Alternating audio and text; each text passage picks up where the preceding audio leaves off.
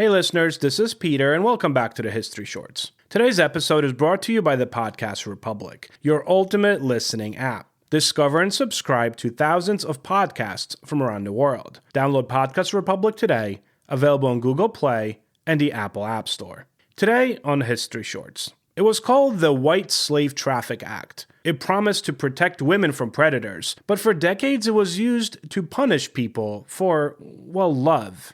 This is the story of the Mann Act, one of the strangest, most controversial laws in American history. A law that blurred the line between justice and morality, crime and sin, and changed how the United States policed not just its borders, but you might say its bedrooms.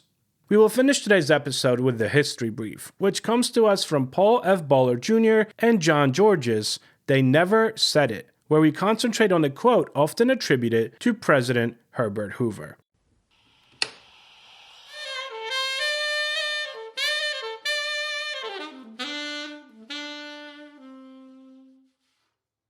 A quick word from our sponsors. This day in history.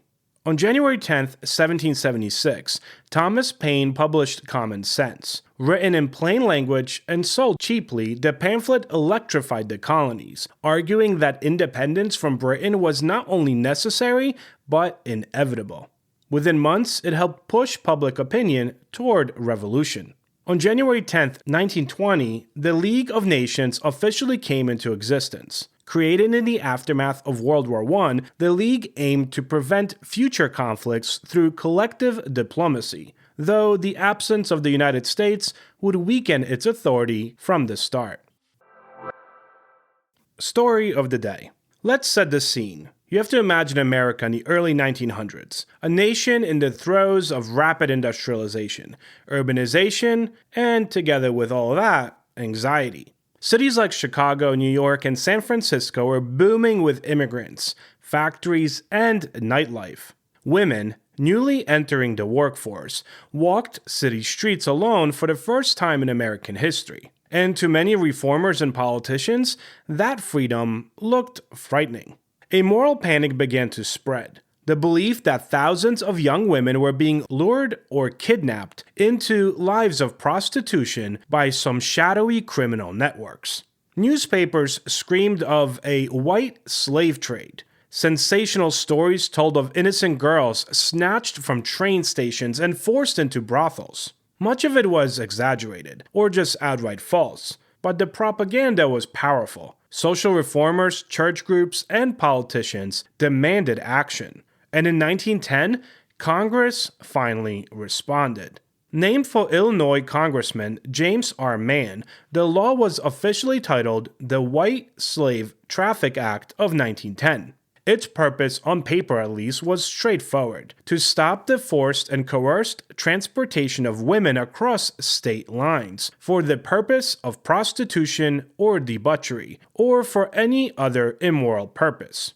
But the last phrase, any other immoral purpose, would become the problem. It was deliberately vague. It did not target just traffickers or pimps. It could, and soon would, apply to anyone who took someone across a state line for what the government decided was, and I quote, immoral. The Mann Act passed overwhelmingly in Congress and was signed into law by President William Howard Taft. It marked one of the first times the federal government claimed the right to regulate personal sexual behavior under the Commerce Clause of the Constitution. Almost immediately, it began to expand the definition of immorality from prostitution to consensual relationships. The early years of the Mann Act coincided with a deep cultural divide in America between a growing modernity and a lingering Victorian moral code.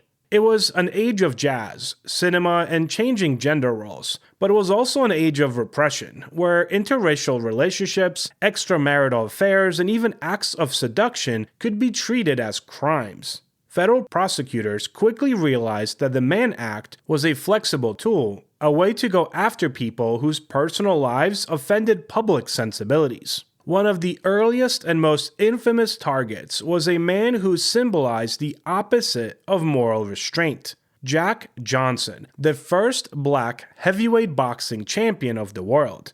In 1912, Johnson was arrested under the Mann Act, not for coercing anyone, but simply for traveling with his white girlfriend, Lucille Cameron, across state lines.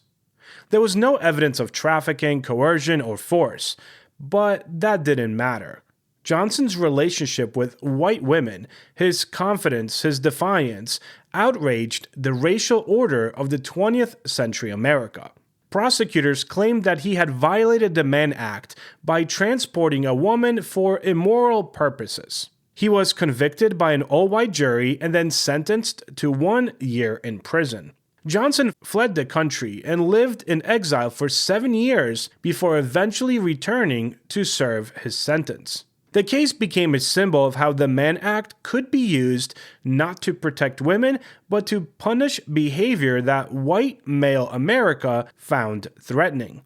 Decades later, in 2018, President Donald Trump issued Johnson a posthumous pardon, an acknowledgement that his conviction had been a racist misuse of federal power.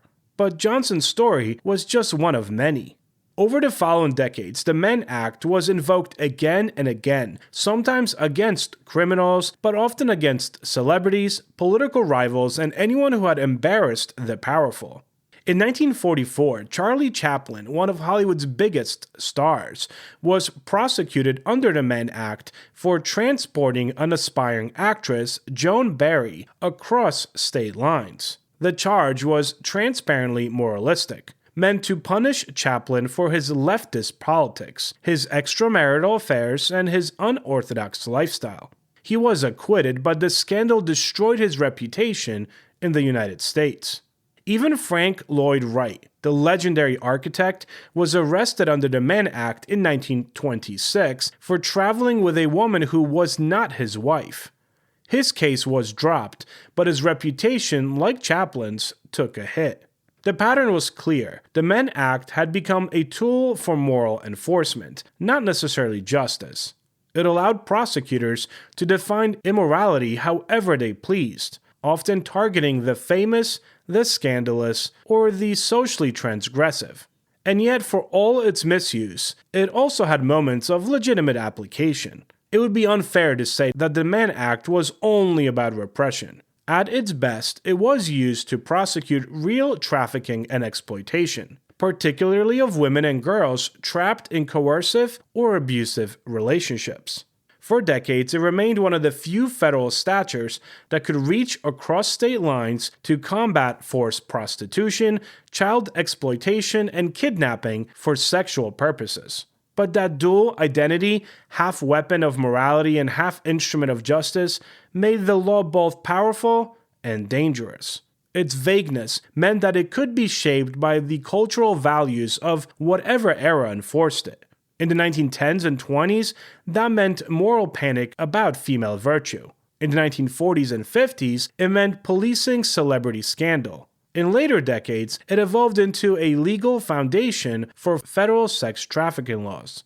But its roots in moral panic were never quite forgotten. By the 1970s, the tide of American culture had shifted. The sexual revolution, the civil rights movement, and the women's liberation all challenged the old moral codes that had underpinned the Mann Act. In 1978, Congress amended the law, narrowing its language to focus specifically on prostitution and exploitation, removing the now infamous immoral purposes clause that had made it so elastic. Further reforms in 1986 modernized the statute again, aligning it with efforts to combat forced prostitution and later human trafficking. Today, the Mann Act remains on the books, but it is vastly different, used primarily to prosecute coercive or commercial sexual crimes, not private relationships. The History Brief. The following comes from Paul F. Baller Jr. and John George's book, They Never Said It. Prosperity is just around the corner. Herbert Hoover. When the Great Depression hit the United States after the stock market collapsed in the fall of 1929, President Hoover made periodic statements assuring the American people that the economy would eventually right itself. But he never did actually say that prosperity was just around the corner.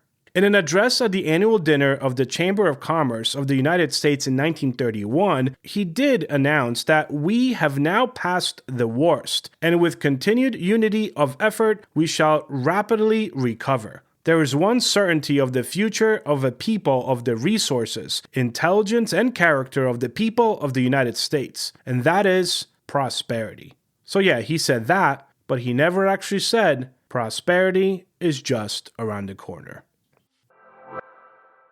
Thank you so much for spending some time with me today and for helping make this little show a mighty success. Keep on spreading the word. If you want to email me, you could do so at peter@historyshortspodcast.com or look for History Shorts on Facebook, X, Instagram, and Patreon. You could also visit www.historyshortspodcast.com. Have a great rest of your day, and I will talk to you all tomorrow. Hi, I'm Chris Gethard, and I'm very excited to tell you about Beautiful Anonymous, a podcast where I talk to random people on the phone. I tweet out a phone number, thousands of people try to call. We talk to one of them, they stay anonymous, I can't hang up, that's all the rules. I never know what's going to happen. We get serious ones. I've talked with meth dealers on their way to prison. I've talked to people who survived mass shootings. Crazy funny ones. I talked to a guy with a goose laugh, somebody who dresses up as a pirate on the weekends. I never know what's going to happen. It's a great show. Subscribe today, Beautiful Anonymous.